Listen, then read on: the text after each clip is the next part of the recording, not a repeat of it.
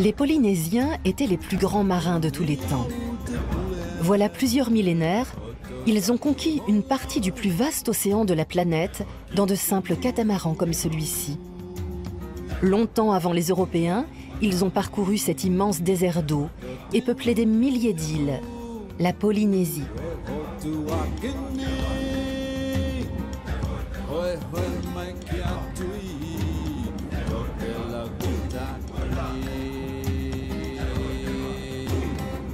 Nous sommes à bord de la réplique moderne d'un Waka, nom que les Polynésiens donnaient à leurs voiliers de haute mer.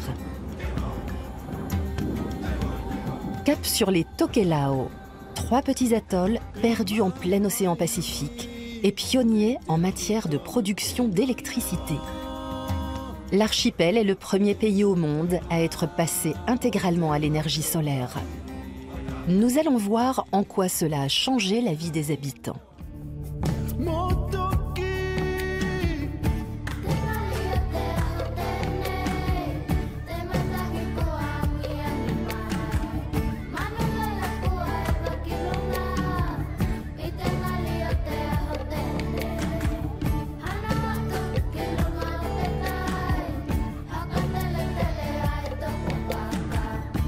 Notre première étape est l'atoll situé le plus au nord, Atafu. Autour du lagon intérieur se succèdent des îlots plats appelés motu, un habitat très restreint mais non moins abrité.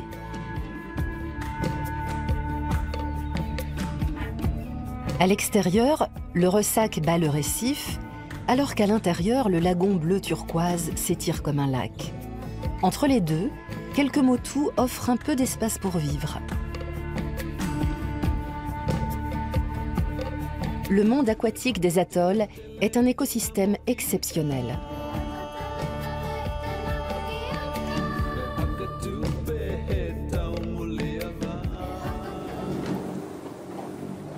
Nous sillonnons le lagon avec les pêcheurs qui utilisent de nos jours des barques en aluminium équipées de moteurs hors bord.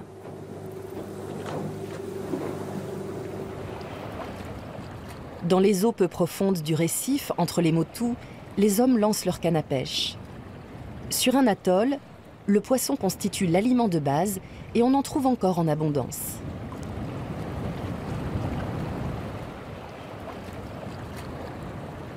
Les pêcheurs se sont dispersés sur le récif. Vu du ciel, on s'aperçoit que le récif est l'ancien cratère d'un volcan qui sépare le lagon de l'océan. La pêche collective fait partie du système social des Tokelau, l'Inati, qui impose le partage des tâches et des richesses.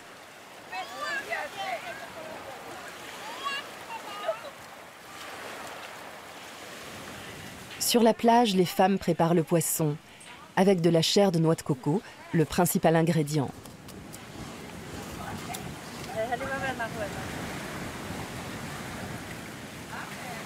Le poisson est cuit dans un four creusé dans la terre et rempli de pierres brûlantes. Il s'agit d'une ancienne tradition polynésienne. Les noix de coco sont râpées et leur jus extrait. On appelle ça le vainu. C'est la crème de noix de coco. On en met dans le poisson. Pour vous, ça doit avoir le goût de yaourt. En garniture, on sert du riz. Le repas est maintenant prêt pour tout le monde. Désormais, on ne peut plus se passer du papier aluminium dans la cuisine des mers du Sud. Autrefois, on enroulait les aliments dans des feuilles de bananier. Tout ce qu'on fait ici, sur notre belle île, on le partage. Tout le monde partage. Il n'y a pas de riches ni de pauvres. C'est formidable.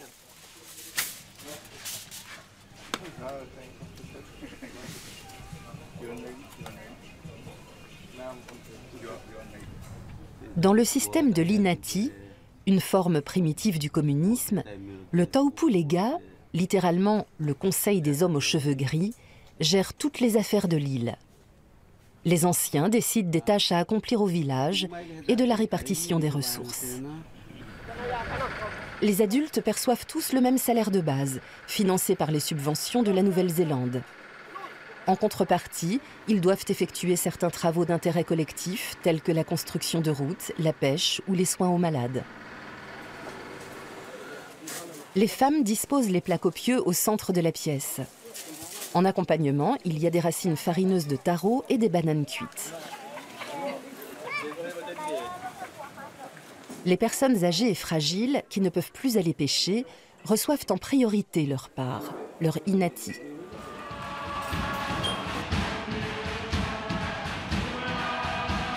Le soir, dans la salle communale, on répète des chants et des danses d'atafu pour une fête religieuse organisée dans l'île voisine.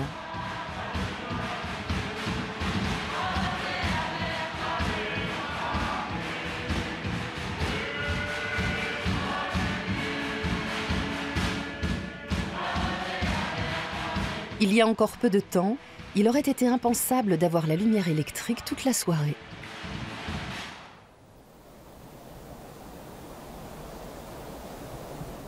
À l'extrémité du Motu habité se trouve l'installation solaire qui alimente toute l'île en électricité depuis 2013. Ici, à proximité de l'équateur, le soleil dispense généreusement ses rayons, ce qui assure un approvisionnement en électricité 24 heures sur 24. Les générateurs diesel qui fournissaient autrefois du courant à certaines heures de la journée ne sont plus utilisés à présent qu'en cas de panne. Le carburant était acheminé par bateau dans ces barils depuis les îles Samoa, situées à 500 km. Le vrombissement des moteurs diesel a laissé place au murmure des palmiers. L'énergie solaire permet également aux insulaires d'être plus mobiles.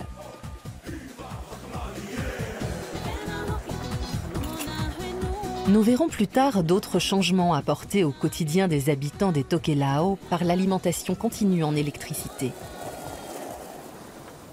Notre vaca reçoit la visite d'un pêcheur dans une pirogue traditionnelle. Elle est faite à la main, en bois.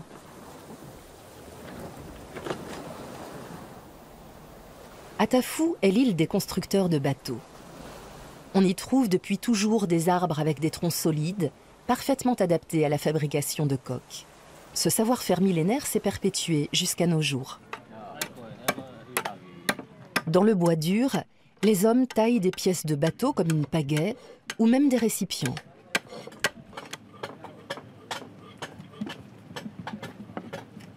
Les maquettes de canoës servent de cadeaux ou de jouets. Cela fait partie de l'artisanat traditionnel de Polynésie.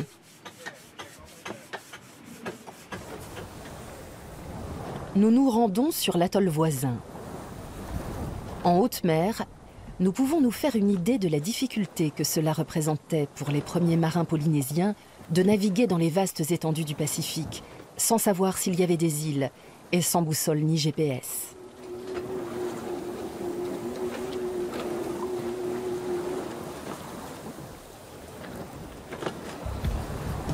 Environ 90 km séparent Atafu de l'île centrale, Nukunonu. Sur ces images, on voit bien que les atolls sont des volcans sous-marins dont le cratère émerge de l'eau.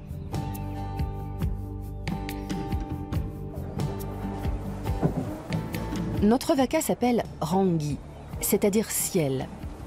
Il a été construit par la fondation allemande Okeanos, dans le style polynésien classique, y compris la coupe des voiles. En revanche, en l'absence de vent, des panneaux solaires font tourner les deux moteurs électriques et les hélices. Les coques ne sont pas en bois, mais en fibre de verre, plus robuste.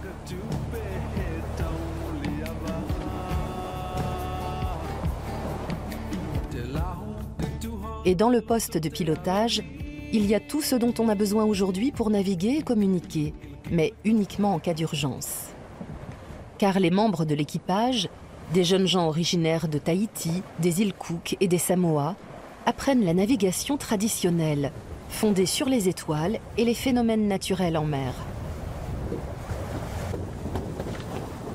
Les descendants des premiers navigateurs polynésiens doivent faire revivre et transmettre ce savoir-faire ancestral. Rangui est l'un des 7 navires-écoles que l'organisation Okeanos a envoyés à cette fin dans le Pacifique.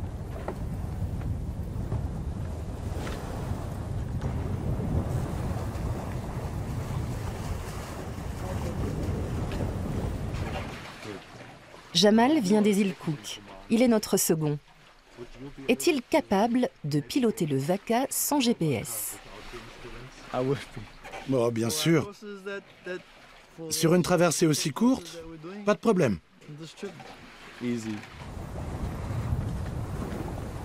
Et comment s'aperçoit-on qu'une île est à proximité? Qu'il fasse jour ou pas, un bon indice est la houle dans laquelle une île se réfléchit. Ou bien certains oiseaux qui s'envolent d'une île. Quand il fait jour, on se repère aussi aux réverbérations d'une île sur les nuages, ou au lagon turquoise d'un atoll, par exemple. Si l'île est assez haute, les nuages s'accrochent aux montagnes. Arrivé à Nukunonu, nous jetons l'ancre devant le récif extérieur, car l'accès à l'île est trop étroit et l'eau trop peu profonde pour notre Vaca.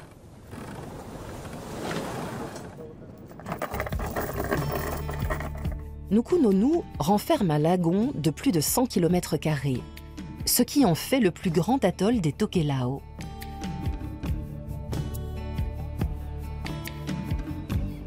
Mais comme dans tous les atolls, la surface habitable est réduite, soit 5 km² seulement.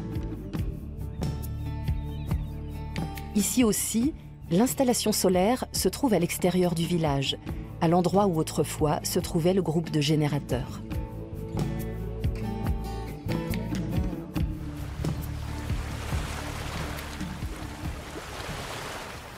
Un technicien de l'entreprise néo-zélandaise qui a installé les panneaux solaires vérifie une fois par an que tout fonctionne bien. Le système ne nécessite pas beaucoup d'entretien.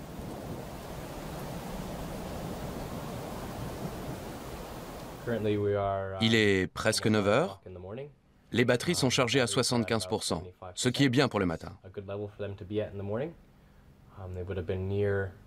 Hier, elles étaient à près de 100%. Donc elles ont perdu 25% pendant la nuit. En ce moment, la consommation sur l'île est de 31 kW. Et nous injectons 83 kW dans les batteries. C'est une journée normale. Des centaines d'onduleurs fabriqués en Allemagne transforment le courant continu des panneaux solaires en courant alternatif pour l'usage domestique. Plus de 1000 batteries au plomb servent à stocker l'énergie.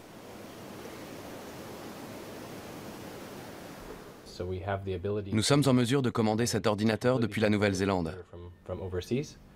S'il y a une faille ou s'ils ont une question à poser, nous nous connectons à l'ordinateur et nous leur venons en aide. Nous modifions certains réglages pour corriger le problème et rendre le système à nouveau opérationnel. Les anciens générateurs ont été conservés au cas où l'installation solaire tomberait en panne à cause d'intempéries prolongées ou d'un câble rongé par les rats. Quant aux vieux barils de mazout, ils ont vite trouvé une nouvelle fonction.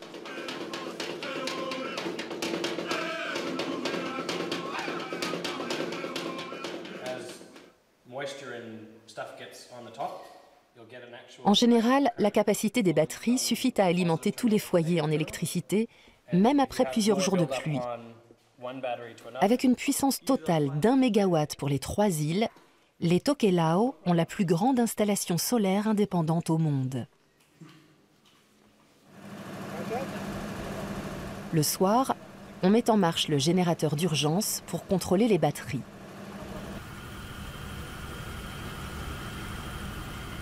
Un technicien local vérifie l'acidité et la tension. Il s'agit de batteries identiques à celles des voitures, qui sont fiables, robustes et bon marché. Sur les 3 atolls, on en compte plus de 1300.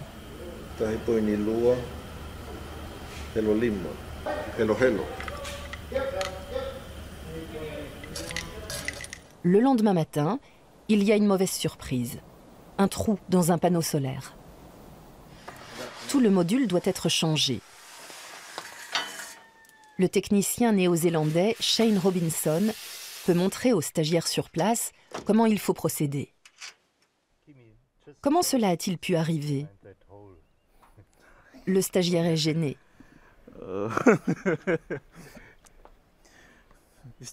C'est juste un trou. 2-3 collègues ont tapé dessus avec leur marteau. Ils pensaient peut-être que c'était des tournevis. L'électricité solaire a sensiblement amélioré la qualité de vie des quelques 1500 habitants de l'archipel. Le directeur de l'énergie des Tokelau, originaire de Nouvelle-Zélande, peut en témoigner. Pour la population, le fait d'avoir du courant en permanence a été un véritable changement culturel.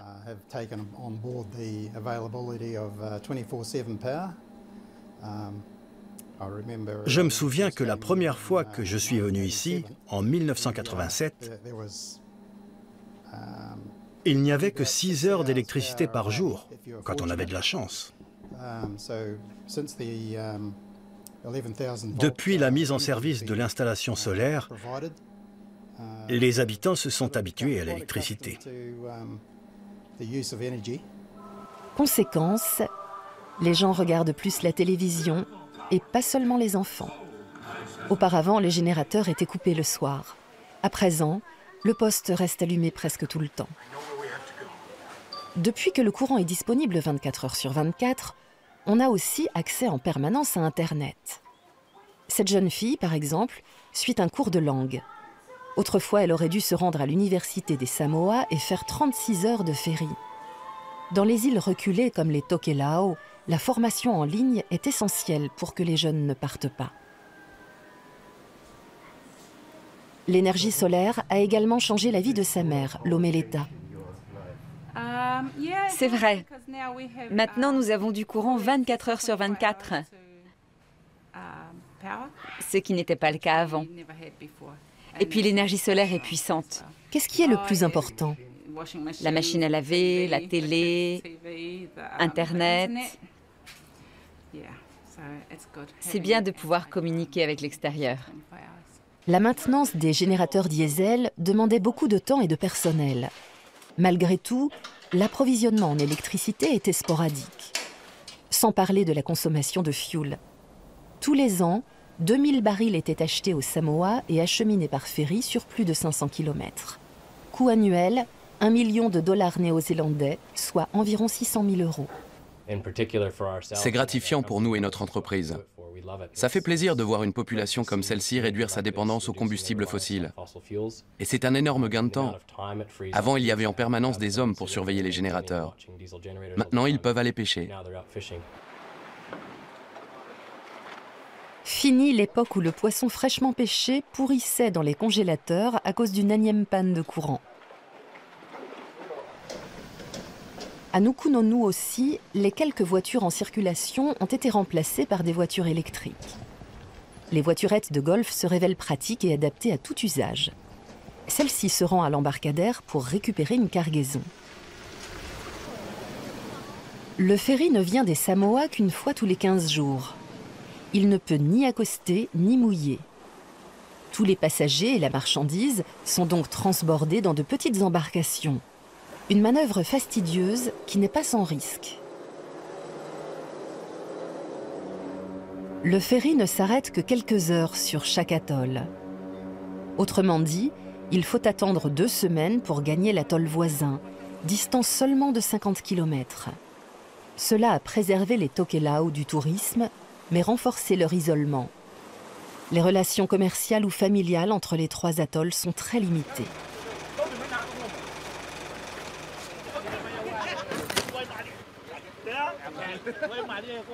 On débarque de plus en plus de congélateurs. Grâce à l'énergie solaire, presque tous les foyers en sont aujourd'hui équipés. Dans la cargaison, il y a même une vache des Samoa découpée en morceaux et congelée pour le transport. Pour qui n'a pas encore l'estomac retourné par la traversée, c'est le coup de grâce. Étant le seul lien avec le monde extérieur, le ferry rythme la vie de la population. La moindre lettre ou commande prend des semaines. Et quand le bateau ne passe pas, des produits vitaux viennent à manquer, comme les cannes à pêche, l'essence pour les hors-bords ou le riz, sans oublier la bière des Samoa.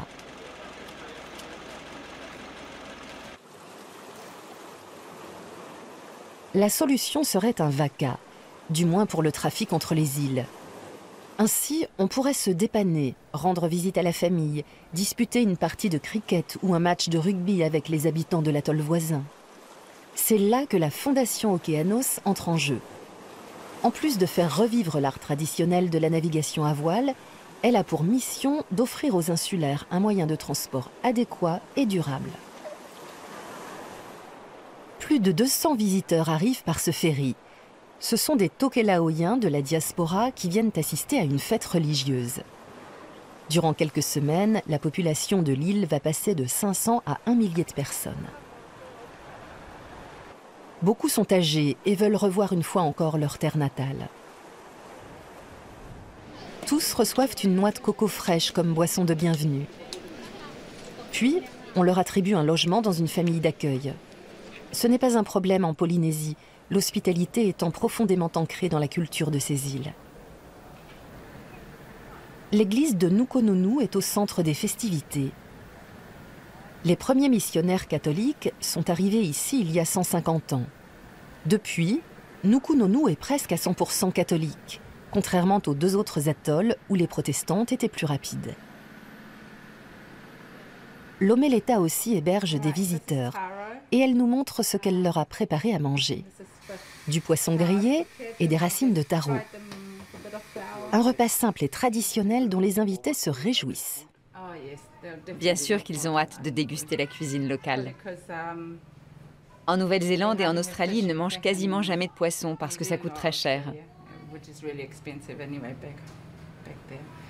Ici, au Tokelau, il y en a à foison. Il suffit d'aller le chercher. À Nukununu, nous rencontrons Loulou, le porte-parole des 3 îles qui fait office de chef d'État. Il nous en dit un peu plus sur le principe de l'inati en vigueur au Tokelau. Par exemple, si je vais pêcher et que je prends une quarantaine de bonites, je les mets sur la table pour l'inati. Quand on va en mer ou dans le lagon et qu'on pêche plus de poissons que ce dont on a besoin, on doit partager. C'est un principe que mes parents m'ont transmis et qu'ils ont eux-mêmes appris de leurs ancêtres. Ça ne se limite pas aux poissons. Ça peut être aussi des noix de coco, des légumes, etc. Du partage fraternel à la charité chrétienne, il n'y avait qu'un pas à franchir. Les premiers missionnaires ont dû être enchantés par les habitants des Tokelau et leur inati. En tout cas, l'évangélisation a été rapide et totale. Les missionnaires semblent avoir été très bien acceptés par la population.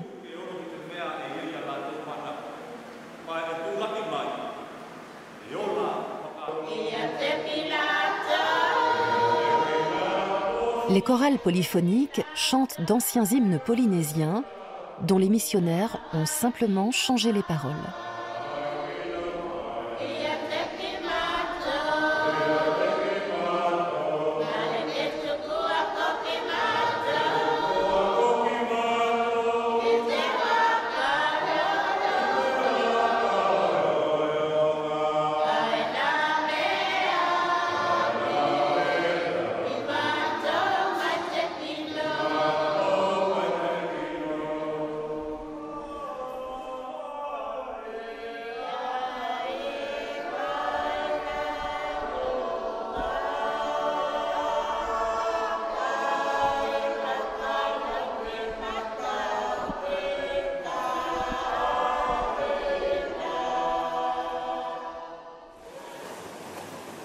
Notre vaca mouille au large du récif. L'ancre tient parce que la mer est relativement calme. En février 2005, il en allait tout autrement, à ce même endroit. Ces images vidéo ont été prises par un insulaire lors du cyclone Percy. Les vagues déchaînées sont arrivées jusqu'au village. Tel un tsunami, les flots se sont déversés par un passage entre 2 motus.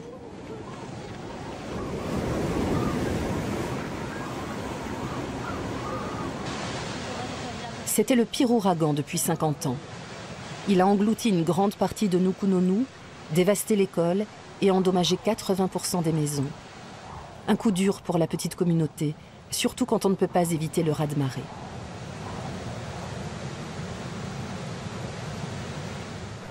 Lulu en est convaincu. Le changement climatique a atteint les Tokelau. On le voit surtout à la saison des ouragans. Les vagues sont de plus en plus grosses et s'abattent sur l'île, ce qui provoque l'érosion des sols. C'est un problème et j'espère que les grands pays vont faire quelque chose. Ça nous touche tous ici, au Tokelau.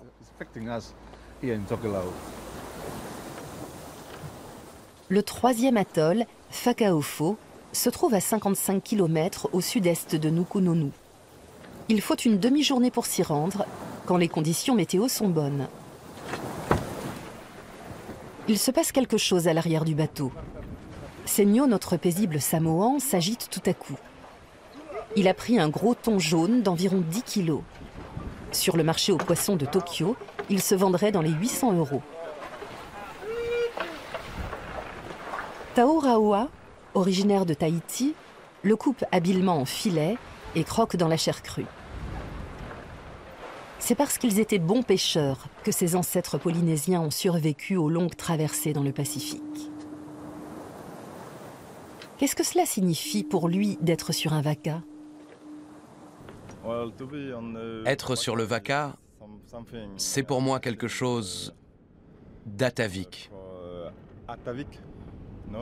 En tant que Polynésien, on sent qu'on doit le faire, même si on ne sait pas trop comment s'y prendre.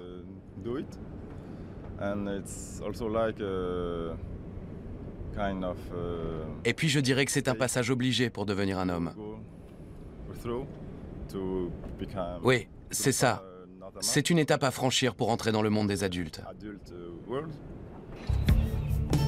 Whakaofo est l'île la plus méridionale des Tokelau.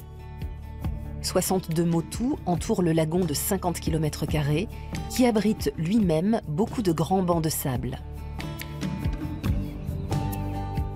L'atoll compte environ 500 habitants, dont une majorité vit sur un petit bout de terre. C'est ainsi que Whakaofo a la plus forte densité de population des Tokelau.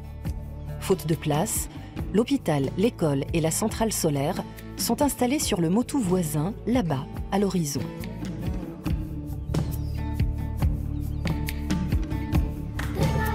Tous les matins à 7h30, un bateau appareille pour s'y rendre. À bord, une bande d'enfants bruyants.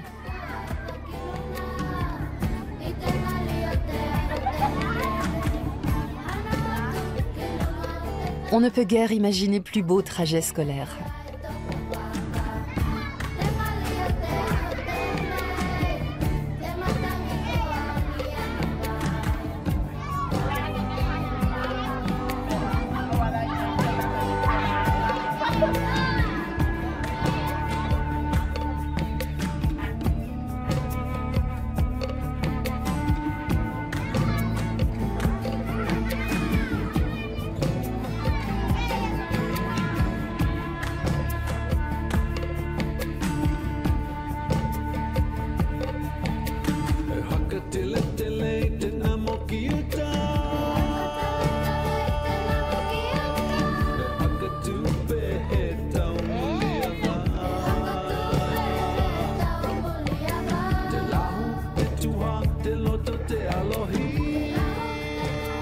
À 9h précises, la cloche de l'école sonne pour la prière.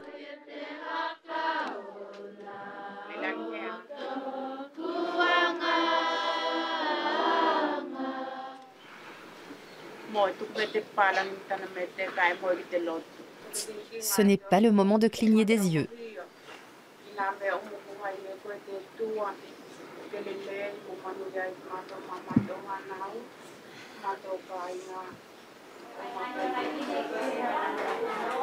On commence en douceur avec la correction des devoirs. En présence de la caméra, certains ne peuvent s'empêcher de faire des grimaces. Puis, on passe aux choses sérieuses avec l'anglais, la discipline la plus importante. Le bilinguisme est une priorité dans l'enseignement. Tôt ou tard, la plupart des Tokélaoiens partent à l'étranger, généralement en Nouvelle-Zélande ou en Australie. Pour autant, ils ne doivent pas perdre leur langue maternelle.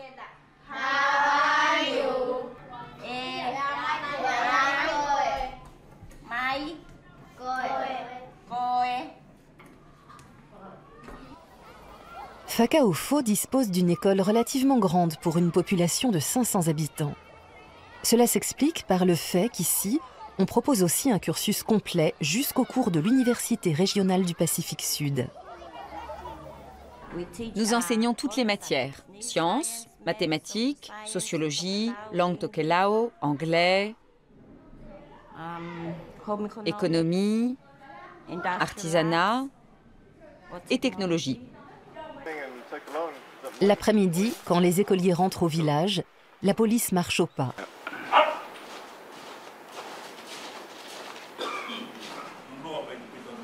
Aujourd'hui se réunit le conseil des anciens, le Taupu Lega. C'est pourquoi il faut hisser les couleurs.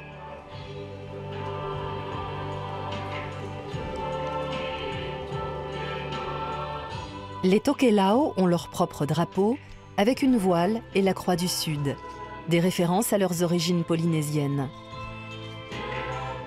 Ce n'est pas un État autonome, mais un protectorat néo-zélandais où l'on veille scrupuleusement au maintien de l'ordre.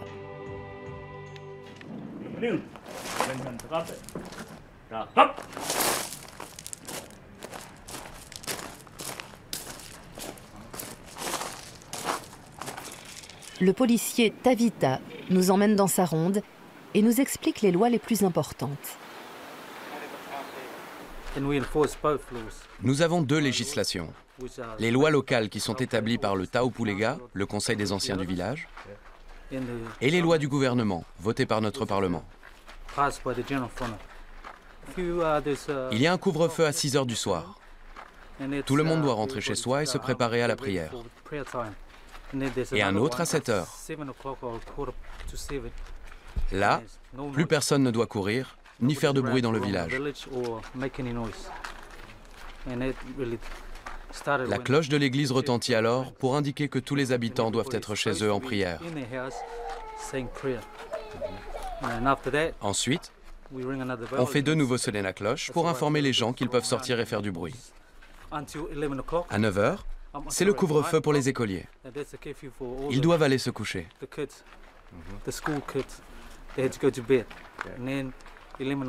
Et à 11 heures, c'est le couvre-feu pour tout le village. On peut sortir, mais sans faire de tapage. Au Tokelao, ce sont les hommes âgés qui tiennent les rênes. Ils fixent les règles et les font respecter avec la rigueur qui s'impose. Le très faible taux de criminalité de l'archipel leur donne raison. Le dernier meurtre remonte à plus de 100 ans. Les vols ou les cambriolages ne sont pas possibles ici. On ne peut pas vraiment s'enfuir sur une petite île. Le délit le plus fréquent est l'abus d'alcool chez les mineurs. Ici, l'âge légal pour en consommer est de 20 ans. Mais en général, les jeunes commencent à boire dès 16 ans. L'autre problème auquel nous sommes confrontés, ce sont les jeunes adultes qui viennent de l'extérieur, de Nouvelle-Zélande ou d'Australie. Chez eux, l'âge minimum pour boire est de 18 ans, alors qu'ici, il est de 20 ans. Au magasin du village, la bière est rationnée. Il n'y a ni vin ni alcool fort. Chaque île dispose d'une coopérative où l'on vend conserves alimentaires et autres articles ménagers. On paie en dollars néo-zélandais. Ceux qui ne s'en sortent pas avec le salaire de base versé par la Nouvelle-Zélande peuvent acheter à crédit. Ça arrive. Parfois. On se fait confiance. Au lever du soleil, les hommes vont pêcher en haute mer. Si le lagon intérieur est abrité des vents, l'océan, lui, peut être très agité. Voici la recette locale pour confectionner un appât. Coupez un poisson en morceaux, enveloppez-le dans une feuille de bananier et lestez le tout d'une pierre de corail. Ici, on ne pêche pas de petits spécimens, mais de gros prédateurs. Une prise. Un beau barracuda a mordu à l'hameçon.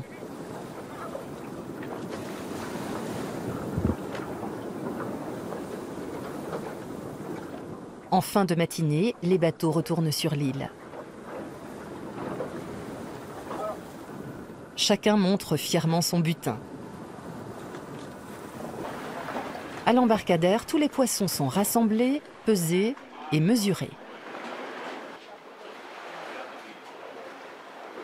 On fait les comptes avec minutie, car la prise doit être répartie équitablement. Les bateaux déchargent leur cargaison les uns après les autres. Il y a même un requin. Le maire n'est pourtant pas entièrement satisfait. On ne se plaint pas, mais ce n'est pas une bonne pêche. Il n'y en a pas assez pour tout le monde? Si, mais nous aurions aimé avoir plus de poissons à partager. C'est le système INATI. On distribue la prise en fonction de la taille de la famille. Plus la famille est nombreuse, plus elle reçoit une portion importante. Et pourquoi n'est-ce pas une bonne pêche?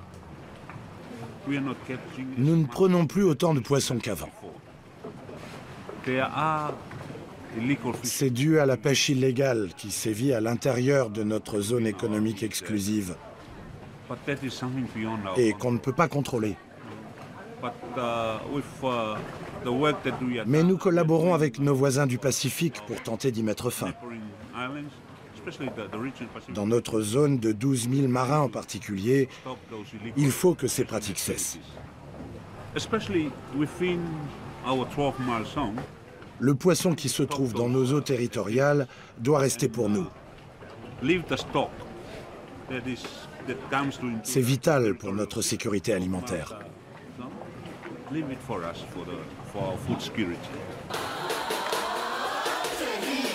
Un dimanche après-midi à Whakaofo. Les femmes du village jouent au kilikiti, une version locale du cricket anglais.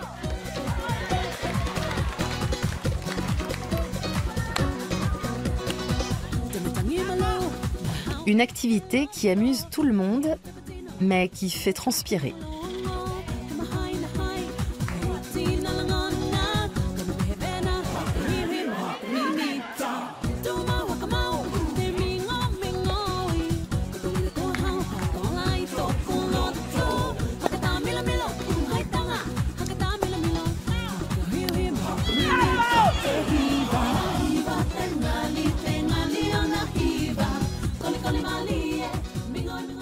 Des 3 atolls de l'archipel, Whakaofo est le plus touché par le dérèglement climatique et les raz-de-marée qui en résultent. Tout autour du village, il faut donc construire des digues. Quant à savoir si le niveau de la mer monte, c'est une question qui fait toujours débat parmi les climatologues. Une chose est sûre néanmoins, la fréquence des inondations augmente. Et selon l'un des administrateurs de l'île, c'est un problème crucial pour les atolls aux eaux peu profondes. De toute évidence, c'est un problème.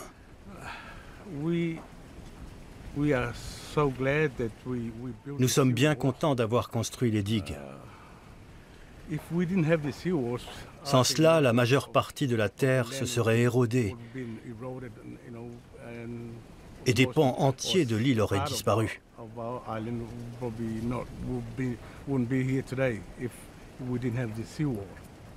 L'an dernier, les habitants de Whakaofo ont vécu une étrange expérience. Il n'y avait absolument pas de vent. Le temps était calme et tout à coup, il y a eu ce raz-de-marée. Personne ne savait d'où ça venait. Jusqu'ici, les grands raz-de-marée ont toujours eu lieu pendant la saison des cyclones.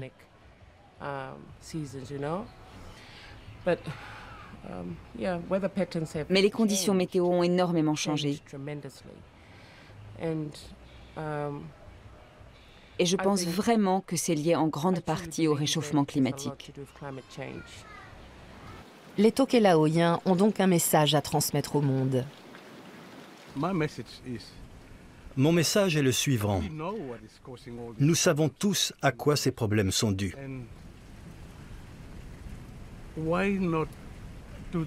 Alors pourquoi ne faisons-nous pas le nécessaire pour en réduire les causes?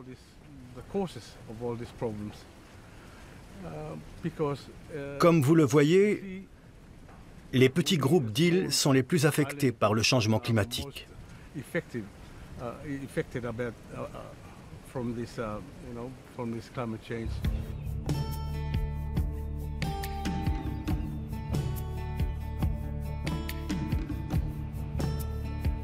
Trois atolls, perdus dans le Pacifique, ont posé un premier jalon en apportant leur modeste contribution à la lutte contre le réchauffement climatique.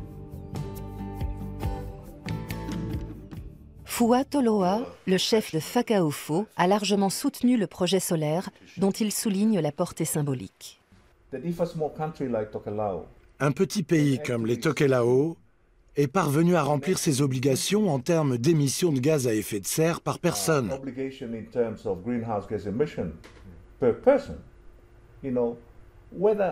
Bien sûr, il est très petit.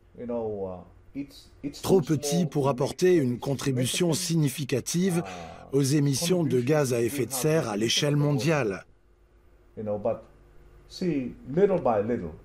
Mais peu à peu, si tout le monde s'y met pour réduire cette source de pollution, la planète s'en portera beaucoup mieux.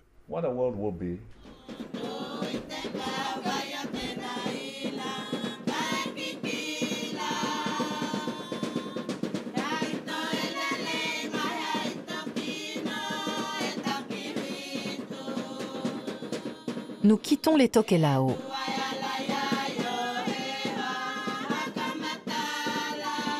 Trois petites îles du bout du monde qui perpétuent des coutumes ancestrales tout en adoptant des technologies de pointe.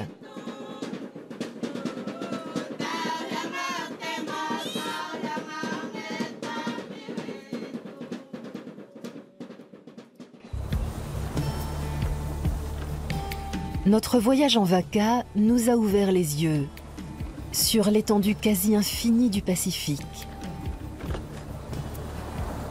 Les talents de navigateurs des Polynésiens qui ont peuplé cet habitat, la vulnérabilité de l'homme face aux forces de la nature, le courage d'innover dans le respect des traditions, et une ancienne culture fondée sur le partage qui paraît presque moderne aujourd'hui.